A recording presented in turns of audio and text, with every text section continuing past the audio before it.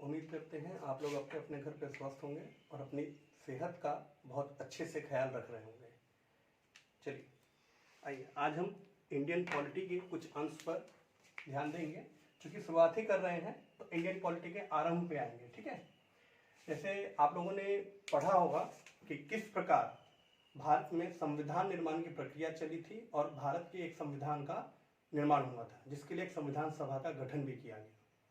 ठीक है, तो थोड़ी सी झलक उस पर डालते हुए हम संविधान पे आ जाएंगे और उसके बाद संविधान के स्टार्टिंग में जो प्रस्तावना है, प्रस्तावना को देखते हुए चलेंगे, क्योंकि प्रस्तावना एक ऐसा टॉपिक है जो आपके बीपीएससी मेंस परीक्षा के लिए काफ़ी इंपॉर्टेंट आता है। प्रस्तावना की प्रकृति, महत्व, स्वरूप इत्यादि वगैरह पे सवाल पूछे जाते हैं। ठीक है, आइए भारतीय संविधान सभा का जो गठन हुआ था वो 24 मार्च 1946 को कैबिनेट मिशन भारत आया था और कैबिनेट मिशन ने ही संस्तुति दी थी भारतीय संविधान सभा के गठन की, जिसके आधार पर भारतीय संविधान सभा का गठन हुआ। और कैबिनेट मिशन में 3 सदस्य थे, Pethick Lawrence, Stafford Cripps,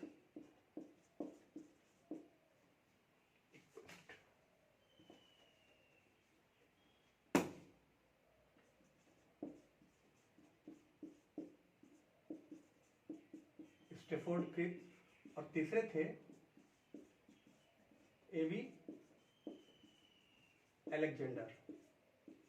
okay, ध्यान देने योग्य बात यह है कि ये स्टेफोर्ड क्रिप्स जो है ये 1942 में भी भारत आए थे।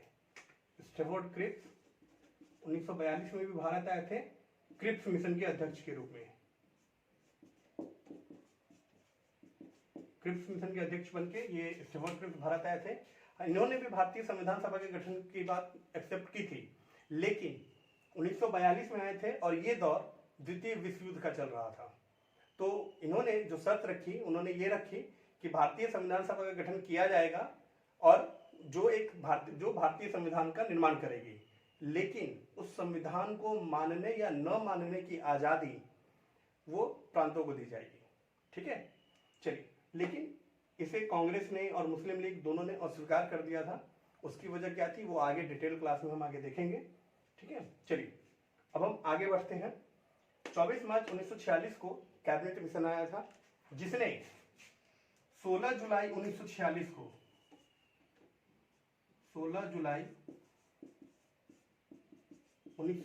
को अपना प्रस्ताव प्रकाशित किया।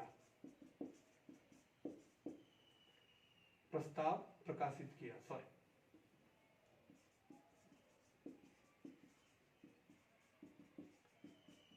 ठीक है, और इस संविधान सभा के लिए जो चुनाव हुए थे वो आपको जुलाई अगस्त में हुए थे। जो चुनाव हुए वो आपको जुलाई अगस्त 1946 में हुए थे, जो आपको 389 सीटों के लिए हुई थी। ठीक है, लेकिन इस चुनाव के लिए पूरे ब्रिटिश भारत को या ब्रिटिश प्रांत को कहिए 3 समूहों में बांटा गया था। आई होप इतना आपको समझ में आ गया होगा। अब हम वो 3 समूह देखते हैं।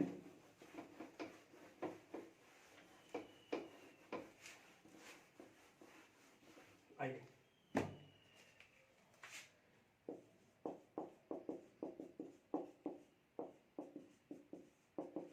कैबिनेट मिशन की संस्तुति थी और पूरे भारत को 3 भागों में बांटा गया, ए, बी एंड सी।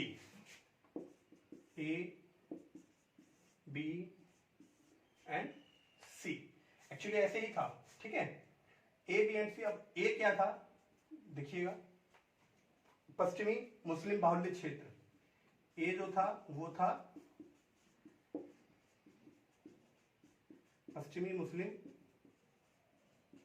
बाहुल्य क्षेत्र, या इसको आप कह सकते हैं उत्तरी सीमांत।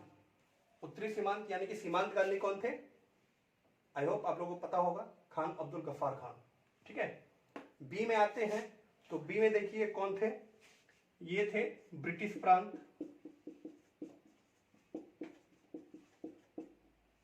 या हिंदू बाहुल्य क्षेत्र आप इसे कह सकते हैं, या हिंदू बाहुल्य क्षेत्र, ठीक है। एंड तीसरा आपका बचा वो है पूर्वी क्षेत्र, जो कि मुस्लिम बाहुल्य ही था।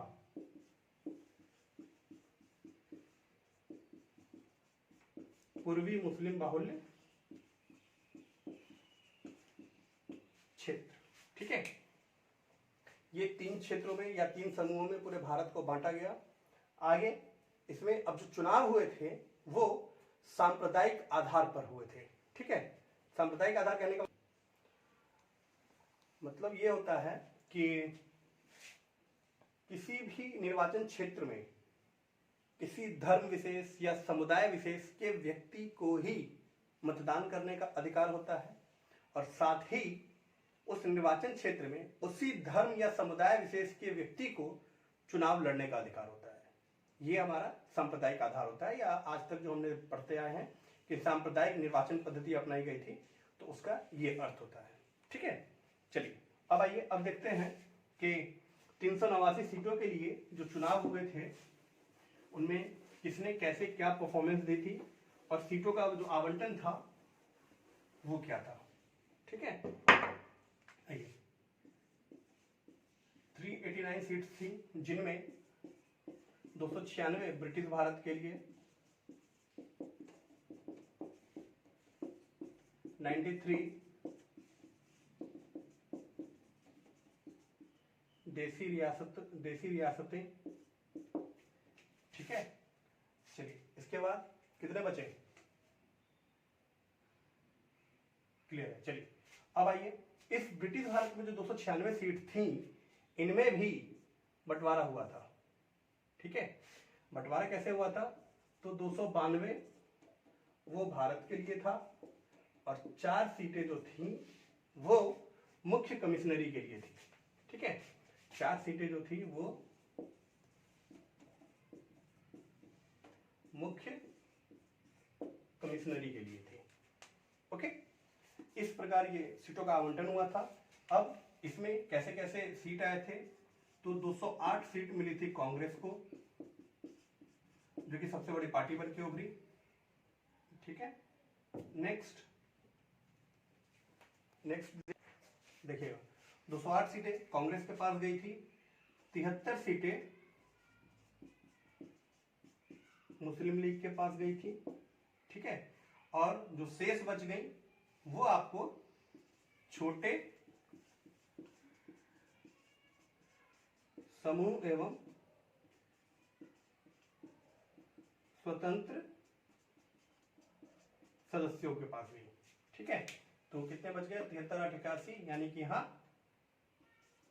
9 सीटें आपको मिल रही है, ठीक। लेकिन ध्यान देने वाली बात है कि इसके लिए जो निर्वाचन क्षेत्र बने थे वो निर्वाचन क्षेत्र 3 बने थे, ठीक है।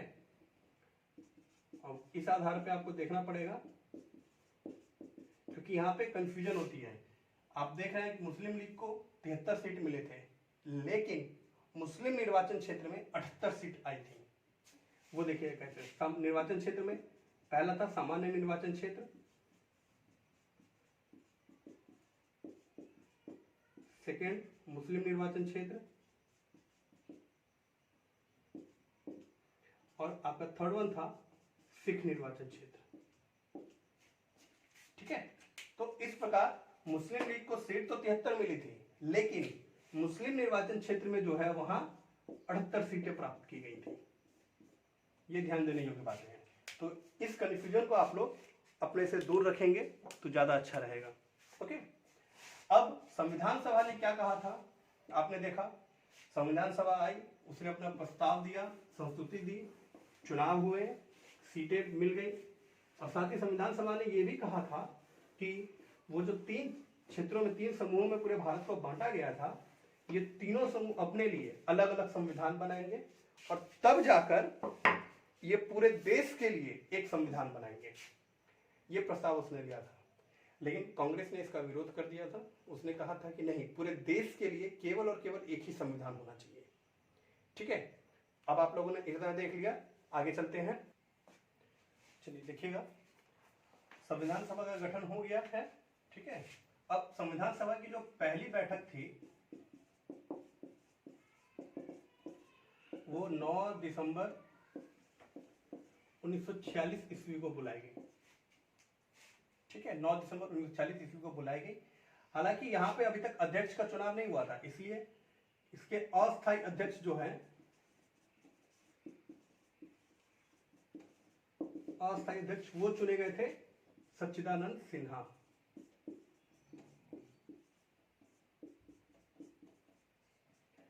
ठीक है, एक चीज ध्यान दीजिएगा, सच्चिदानंद सिन्हा जो थे वो बिहार के ही थे और आई थिंक शायद 62वीं बीपीएससी में प्रीलिम्स में ये सवाल पूछा जा चुका है कि आधुनिक बिहार के निर्माता कौन थे, तो वो आपका सच्चिदानंद सिन्हा ही है।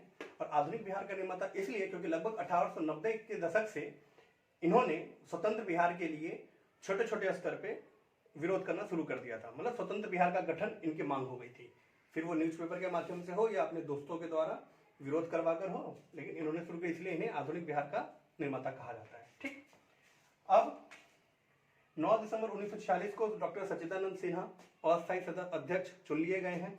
फिर अब किसी भी चीज के लिए स्थायी अध्यक्ष तो होना चाहिए, तो 11 दिसंबर 1946 को स्थायी अध्यक्ष चुने गए डॉक्टर राजेंद्र प्रसाद। ये हुए आपके डॉक्टर राजेंद्र प्रसाद, ये भी इत्तेफाकन बिहार के ही थे, जो आगे चलकर भारत के प्रथम राष्ट्रपति भी बने। ठीक है, फिर आगे चलिएगा तो आप देखिए 11 दिसंबर 1946 को तो ये आ गए। नेक्स्ट अगस्त 1947 में देख लीजिए टाइम का डिफरेंस, अगस्त 1947 नहीं, इससे पहले एक चीज और मिस हो रही है, वो देख लीजिए आप। इसी में 13 दिसंबर 1946 को JL नेहरू यानी कि जवाहरलाल नेहरू के द्वारा संविधान सभा के समक्ष उद्देश्य प्रस्ताव लाया गया। ठीक है, जिसकी कुछ प्रमुख बातें थी तो वो हम आगे डिटेल करके आपको वीडियो अवेलेबल करवा देंगे। उद्देश्य प्रस्ताव लाया गया, जिसे इस उद्देश्य प्रस्ताव को 22 जनवरी 1947 को स्वीकार कर लिया गया। ओके, अब कई लोग कहते हैं यही उद्देश्य प्रस्ताव भारतीय संविधान की प्रस्तावना बनी। ऐसा बिल्कुल नहीं है, इस चीज का ध्यान रखिएगा। ठीक है, हाँ, उद्देश्य प्रस्ताव का ही परिवर्तित रूप, चूंकि जो उद्देश्य प्रस्ताव लाया गया था जवाहरलाल नेहरू के द्वारा, उसमें से कई बिंदुओं को हटाया गया और कई नई बातों को समाहित किया गया, तो उद्देश्य प्रस्ताव का परिवर्तित रूप आज भारतीय संविधान की प्रस्तावना है। इस चीज का ध्यान रखिएगा। ठीक है, नेक्स्ट अगस्त 1947 में प्रारूप समिति का गठन हुआ, जिसके अध्यक्ष आपको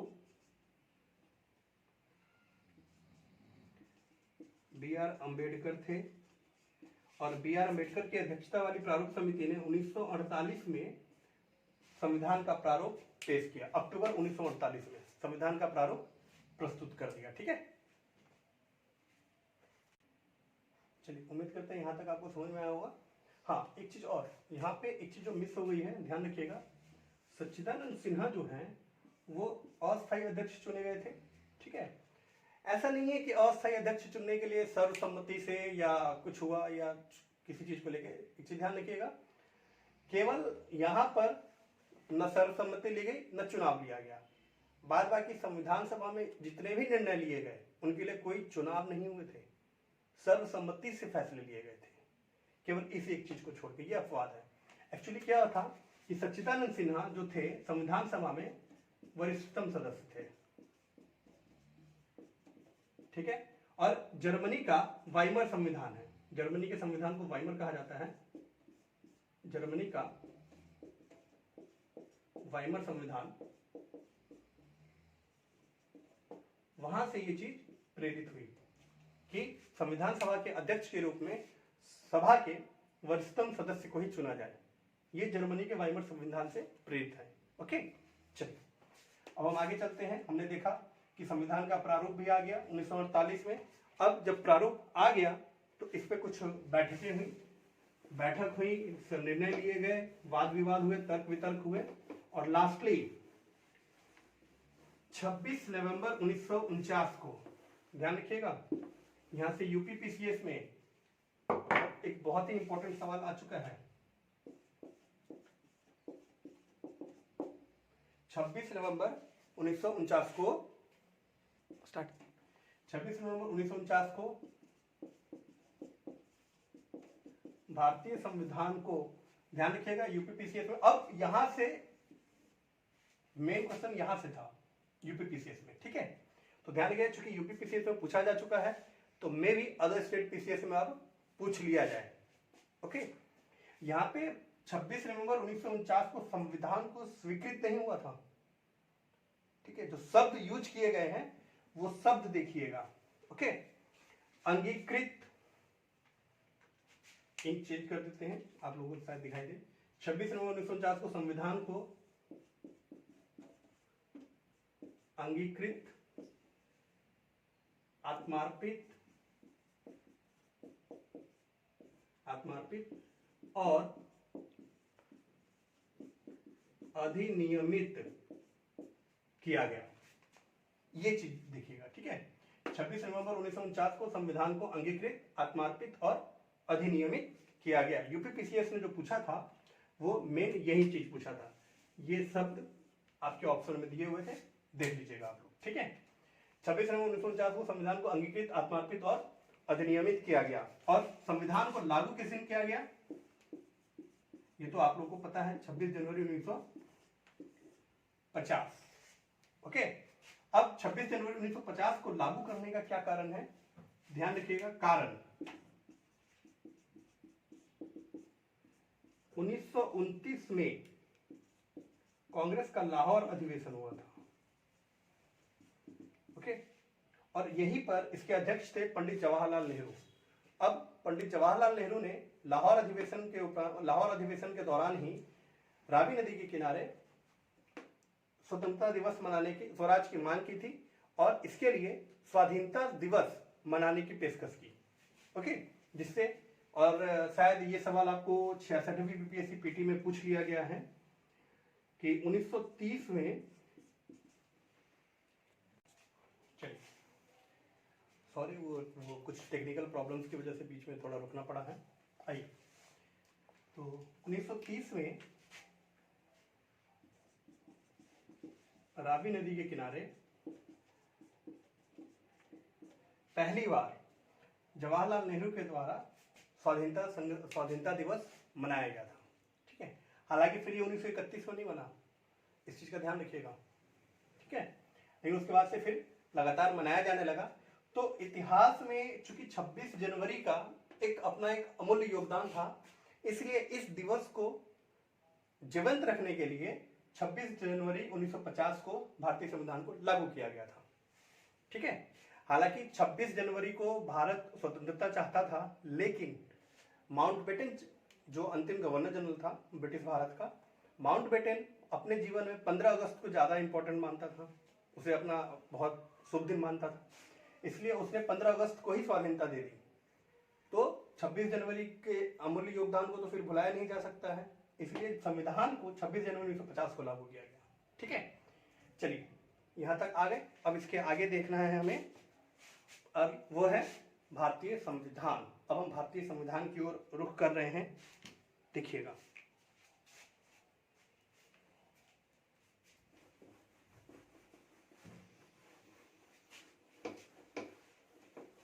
और यहां से हम आ रहे हैं भारतीय संविधान पे, ठीक है। उसमें प्रमुख बातें क्या थी भारतीय संविधान की, वो देखना है। इंडियन पॉलिटी तो हो गया, राज्य व्यवस्था। अब संविधान पे आते हैं, ठीक है। अकॉर्डिंग टू 1949 में जो हमारा संविधान था उसमें प्रमुख चीजें क्या क्या थी, लगभग आप लोगों को पता ही है, लेकिन फिर भी एक बार रिवाइज कर देते हैं, ठीक है। 22 भाग, 8 अनुसूची और साथ ही 395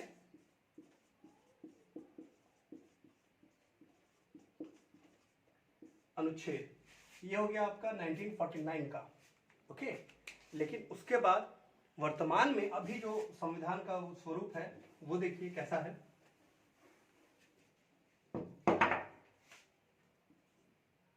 संविधान ये हो गया आपका वर्तमान में, ठीक है। वर्तमान में इसमें 25 भाग हैं। ओके, अब ये 25 भाग कैसे हुए हैं थोड़ा सा हम इस पे देखते हैं। देखिए 25 भाग हुए, इसके लिए पहला संशोधन हुआ था 7वां 1956 में, जिसमें भाग 7 और 9 निश्चित कर दिए गए थे।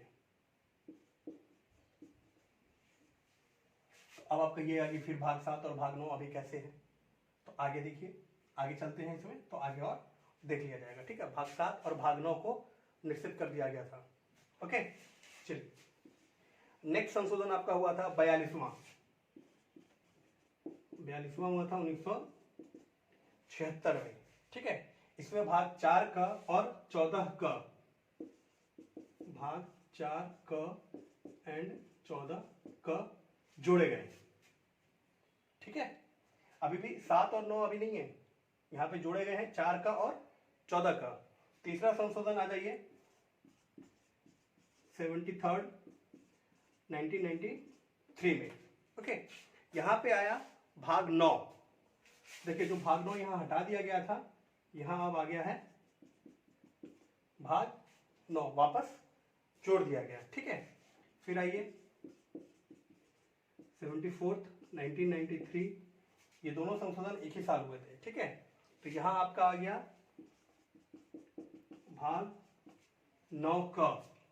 Okay, now the next one is 97th, now the next one is 97th, जो आपको 2001 में हुआ, और यहां भाग 9 ख जोड़ा गया,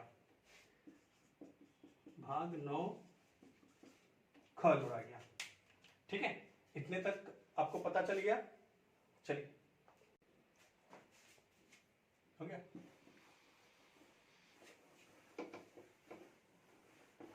अब हमने भाग देख लिए, अनुसूची की ओर आते हैं। अनुच्छेद पे नहीं जाएंगे क्योंकि अनुच्छेद 395 से अभी वर्तमान में लगभग 465 अनुच्छेद हैं, तो अनुच्छेद की तरफ नहीं देखेंगे। हाँ, जो मुख्य अनुच्छेद है वो टॉपिक के दौरान क्लियर कर दिया जाएगा, ठीक है। चलिए अनुसूचियों पे आते हैं।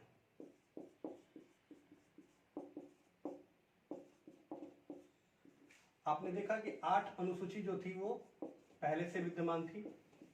ओके, अब इसके बाद 9वीं अनुसूची, जो कि पहला संशोधन हुआ था 1951 में, यहाँ पे 9वीं अनुसूची आई, जो कि भूमि सुधार मामलों से संबंधित थी।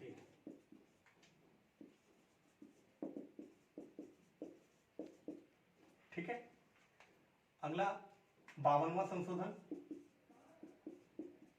1985, 10वीं अनुसूची,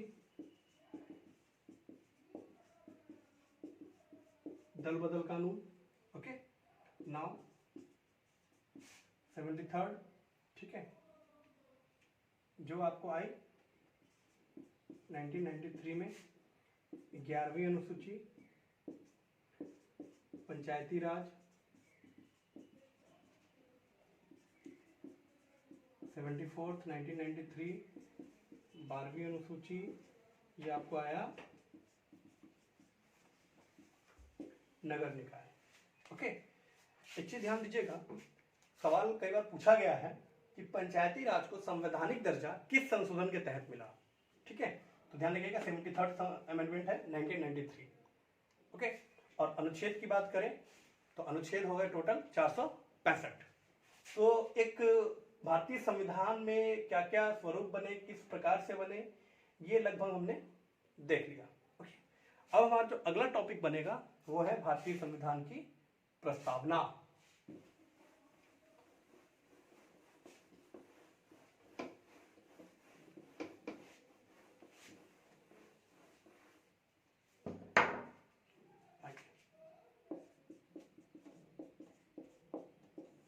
प्रस्तावना। ठीक है, इसी को उद्देशिका भी कहा जाता है, उद्देशिका भी कहा, और इसी को प्रियम्बल भी बोला जाता है। ओके, चलिए देखिएगा, ऐसा कहा जाता है कि यदि भारतीय संविधान को समझना है तो हमें सबसे पहले प्रस्तावना को समझना होगा, और यही कारण है कि भारतीय संविधान से उतने सवाल नहीं आते हैं मेंस में जितने कि प्रस्तावना से आ जाते हैं। ओके, तो हम प्रस्तावना की ओर आगे बढ़ेंगे। प्रस्तावना के लिए जो हमारे डिटेल्स हैं, प्रस्तावना के बारे में जो भी संबंधित फैक्ट हैं या जो भी कहानियां हैं, वो अब हम अगले वीडियो में आपको अवेलेबल करवाएंगे। तब तक के लिए धन्यवाद। स्वस्थ रहिए, मस्त रहिए।